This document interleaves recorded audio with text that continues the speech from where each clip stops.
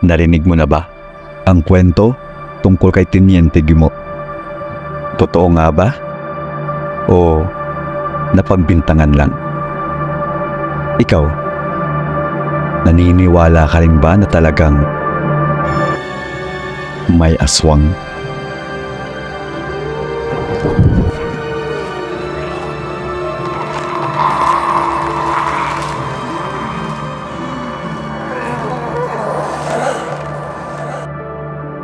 Anino ng nakaraan. Mga nakakapangilabot na mga kwento, mga alamat na nagsalin-salin sa mga henerasyon hanggang sa kasalukuyan.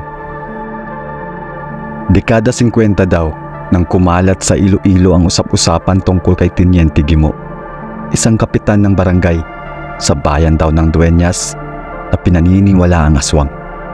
Kay Teniente Guimo daw ibinibintang ang karumal-dumal na mga pagpatay na ang mga biktima ay tinanggalan ng puso at bato.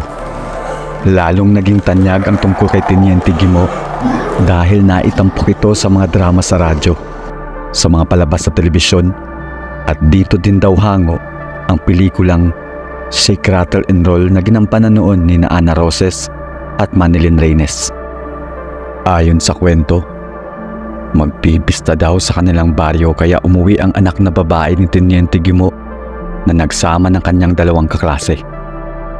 Pagdating ng gabi, pagkatapos ng hapunan ay sabay na natulog ang tatlong magkakaklase sa isang kwartong inihanda para sa kanila. Pero hindi makatulog ang isa sa mga bisita kaya naisip niyang lumabas sa kwarto para magpahangin. Sumilip siya sa bintana sa bandang likod ng bahay. Nanlaki ang kanyang mga mata nang makita niya ang maraming mga tao na nakapalibot sa isang malaking kawa, at narinig niya si Teniente Guimo kausap ang kanyang mga tauhan. Nakaramdam ng takot ang bisita kaya agad itong bumalik sa kwarto. Hinubad niya ang suot niyang relos at isinuot sa braso ng anak ni Teniente Guimo na natutulog na. Hindi nagtagal, may narinig siyang may pumasok sa kanilang silid. Maya't maya pa'y 2 beses siyang nakarinig ng malakas na hampas at palo. Pinilit niyang maging kalmado hanggang sa makalabas ang mga kalalakihang bitbit ang 2 kaklase na nakabalot sa kumot at wala ng buhay. Dali-dali itong bumangon at binuksan ng bintana. Nang makita niyang wala ng tao sa labas, ay agad itong tumalon at tumakas papalayo ng bahay. Habang papalayo, narinig niya ang malakas na sigaw ni Teniente Guimo. Sigaw ng hinagpis dahil isa sa napatay ng kanyang mga tauhan ay ang sarili niya palang anak. Tuloy-tuloy lang sa pagtakbo papalayo ang babae hanggang sa tuluyan na siyang nakatakas. Walang mga dokumento o ebidensya ang naitala o mga pagpapatunay sa ganitong pangyayari. At sa pagkakabanggit sa bayan ng Dueñas, nagdulot ito ng hindi magandang imahe sa nasabing bayan. Isa nga lang ba talaga siyang alamat o totoong may Teniente Guimo sa bayan ng Dueñas? Makikita sa Museo de Iloilo ang aklat na Builders of Dueñas ng 1989 ng lokal na historiador na si Ramon Lagos. Ayon sa aklat, si Guillermo Guimo Labang ay isang matagumpay na personalidad sa Dueñas. Ipinanganak sa Batad, Iloilo. Ngunit dahil sa ambisyon at negosyante, inilipat niya ang kanyang pamilya sa isang sitio malapit sa Dueñas. Nagmamay-ari siya ng malawak na lupang sakahan sa sitio Pandan na umaabot hanggang sa Ulian River. Dahil sa kanyang pagiging matipid o kuripot marahil, minasama ito ng kanyang mga kalugar at binansagan siyang aswang. Siya ay naging Teniente del Barrio at natalaga ding Teniente Mayor o Vice Mayor.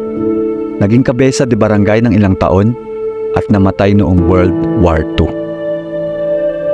Makikita din sa Museo de Iloilo ang isa pang aklat na History of Dueñas, Facts and Folklores ng 2021 ni Susan Laboriante Pacheco, Tourism Officer ng Dueñas.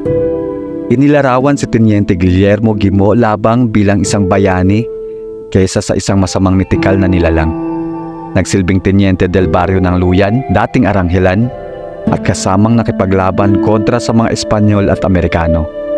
Ang pagbintang sa kanya na aswang ay isa daw cryptozoology at bahagi din ng psychoir na isinasagawa ng mga Kastila.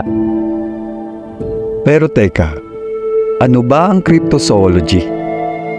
Ang cryptozoology daw ay ang pagsusuri ng mga hayop na iniulat na nag-exist batay sa kwentong bayan, folklore o iba pang hindi napatunayang pinagmulan. Ang mga nilalang na ito, kilala bilang cryptids, ay madalas mabahira ng misteryo at kulang sa siyentipikong ebidensya.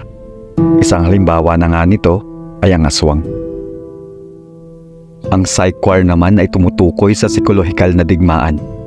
Ito ay naglalaman ng paggamit ng psikolohikal na taktika upang impluwensahan at manipulahin ang mga kaisipan, damdamin at asal ng individual o grupo. Maaring isama dito ang propaganda, disinformasyon, at iba pang estratehiya na layuning magdulot ng kalituhan, takot, o pag-alinlangan upang makamit ang partikular na layunin. Hindi malinaw kung kailan at saan nagsimula ang kwento tungkol kay Teniente Guimo na sinasabi nilang aswang.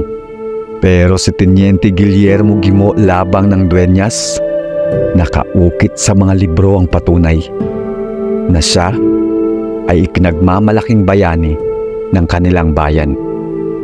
Napakamakulay ng ating kasaysayan, magagandang katangian at kaugalian na minana natin sa ating mga ninuno at sa mga sumakop sa ating mga dayuhan. Masasayang mga tradisyon, kultura at paniniwala na humubog sa ating lipunan. Pero kasama sa mga pamanang yan, ang madilim din na nakaraan. Kalupitan, pang-aabuso, pananamantala, kasakiman. Nandito na tayo sa makabagong panahon at ang kwento ni Teniente Guimo naway magsilbing aral.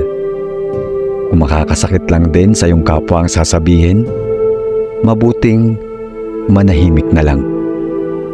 Huwag nating hayaang kainin ang puso natin ng maitim na budi at ng kasamaan dahil wala kang magiging pagkakaiba sa mabangis na aswang.